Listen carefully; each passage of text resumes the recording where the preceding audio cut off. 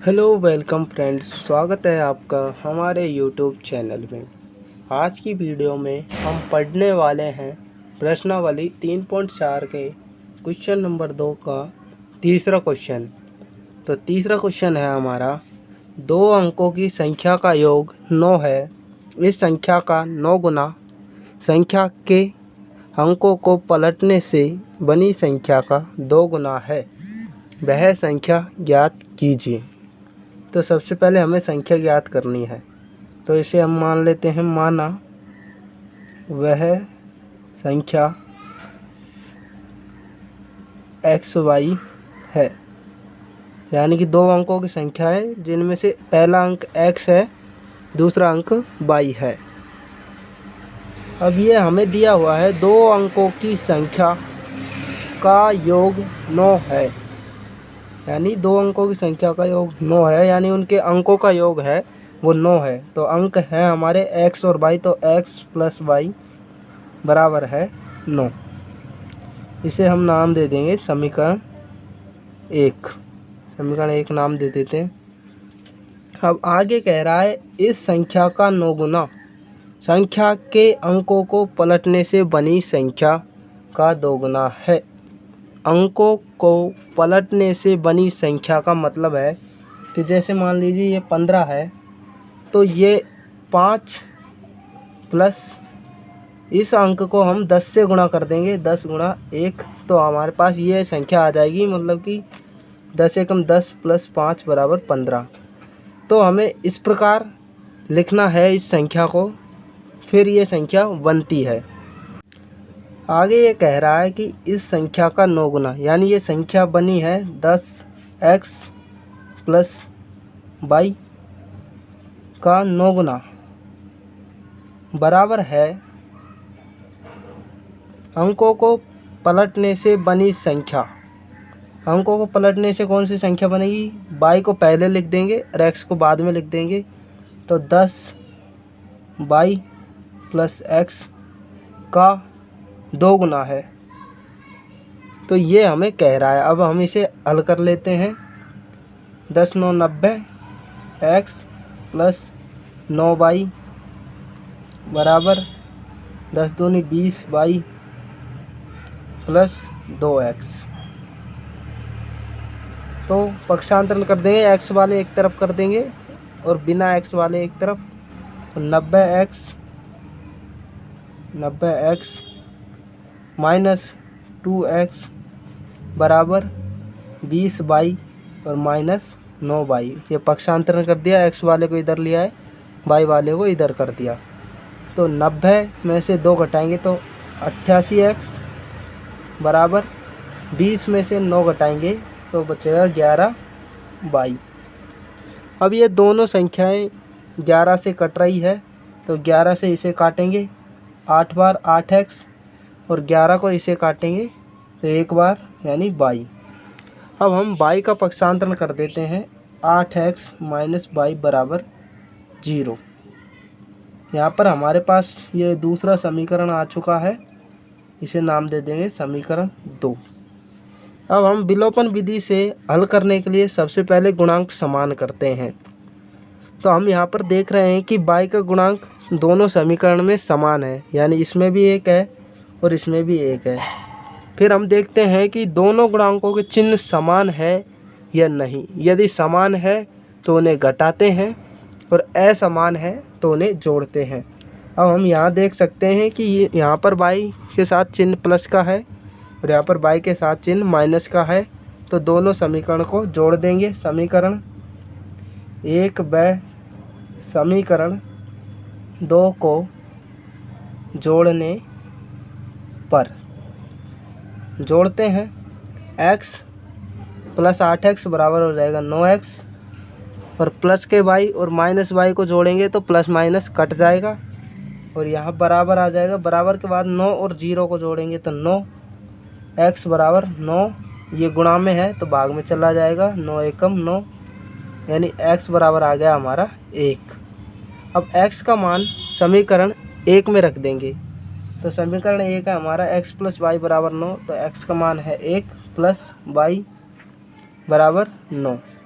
अब 1 का पक्षांतरण कर देंगे तो y बराबर 8 माइनस 9 है ये 9, तो 9 माइनस 1 बराबर आ जाएगा 8, तो y बराबर आ गया 8।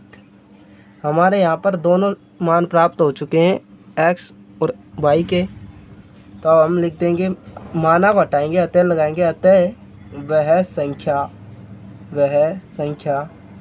x का मान है 1 और y का मान है 8 है, यानी वह संख्या 18 है।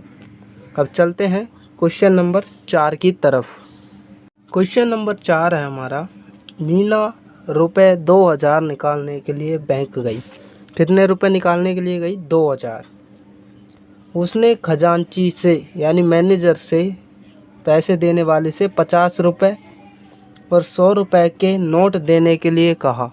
यानी जो नोट हैं वो हैं 50 रुपये के और 100 रुपये के, दो नोट हैं 100 रुपये के और 50 रुपये के। मीना ने कुल 25 नोट प्राप्त किए, यानी उसे 25 नोट मिले 50 के और 100 के। ज्ञात कीजिए कि उसने रुपये 50 तथा रुपये 100 के कितने कितने नोट प्राप्त किए।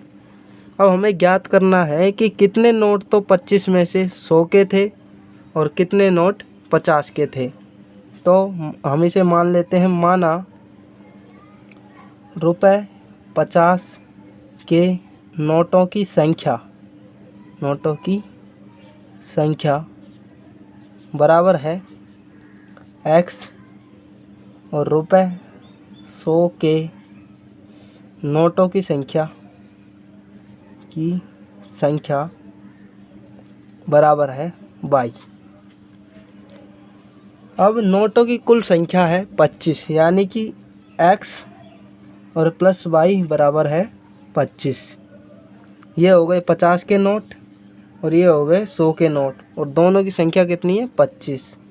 इसे हम नाम दे देंगे समीकरण 1, क्योंकि दोनों की संख्या 25 है तो यहाँ पर 25 आ जाएगा और ये समीकरण 1 हो जाएगा। अब टोटल जो मूल्य है पूरे नोटों का वो है 2000 रुपये, यानी जितने भी नोट हैं वो टोटल 2000 रुपये हैं। तो 50 के नोट x हैं तो उनका मूल्य हो जाएगा 50x, क्योंकि यदि एक नोट है तो उसका मूल्य हो जाएगा 50 रुपये, दो नोट है तो उसका मूल्य हो जाएगा 100 रुपये, यानी 50 को 2 से गुणा कर देंगे, और x नोट है तो उनका मूल्य हो जाएगा 50x, यानी x को 50 से गुणा कर देंगे। प्लस इसी प्रकार 100 के नोटों की संख्या y है तो 100 से गुणा कर देंगे, 100 y बराबर हो जाएगा 2000। अब हम देख रहे हैं कि ये इन तीनों संख्याओं में 50 का भाग जा रहा है, तो हम प्रत्येक पद में 50 का भाग दे देंगे। तो इसमें 50 का भाग देंगे x, प्लस इसमें 50 का भाग देंगे 50 दूनी 100 y, और इसमें भाग देंगे तो 50 दूनी 100, 50 तिये 150, 50 चौको 200 और 0 की 0, यानी कि ये जाएगा 40 बार। यहाँ पर हमारा ये आ गया है समीकरण नंबर 2। अब हमें इन्हें हल करना है विलोपन विधि से। तो विलोपन विधि में सबसे पहले गुणांक समान करते हैं। तो यहाँ पर पहले से ही गुणांक समान है।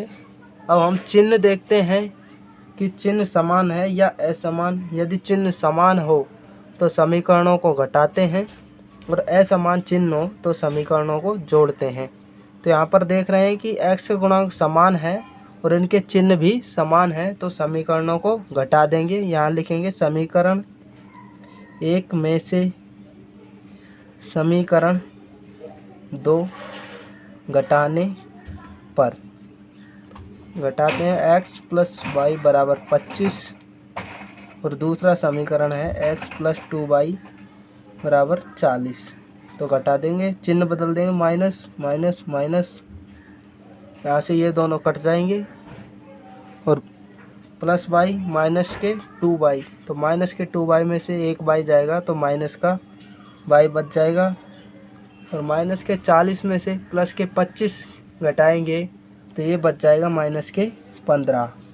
तो माइनस से माइनस कट जाएगा और बाई बराबर आ जाएगा हमारा 15। अब बाई का मान समीकरण 1 में रख देते हैं। तो बाई का मान समीकरण 1 में रखने पर रखते हैं x प्लस बाई का मान है 15 बराबर 25। x बराबर हो जाएगा 25 माइनस 15। x बराबर 25 में से 15 घटाएंगे तो 10। अब हमें x और y के मान ज्ञात हो चुके हैं, तो हमें माना को हटाना है और अतः लगाना है। अतः रुपये 50 के नोटों की संख्या तो हमने माना है x और x का मान है 10 और रुपये 100 के नोटों की संख्या वो माना है हमने 22 और 22 का मान है हमारा 15। तो ये हो गया हमारा आंसर। अब हम अगली वीडियो में क्वेश्चन नंबर 5 पढ़ेंगे। और थैंक्स फॉर वाचिंग। यदि आपने अभी तक पिछली वीडियो नहीं देखी है तो डिस्क्रिप्शन में जाके आप लिंक चेक कर सकते हैं। और अगली वीडियो के लिए हमारे चैनल को सब्सक्राइब करें। थैंक्स।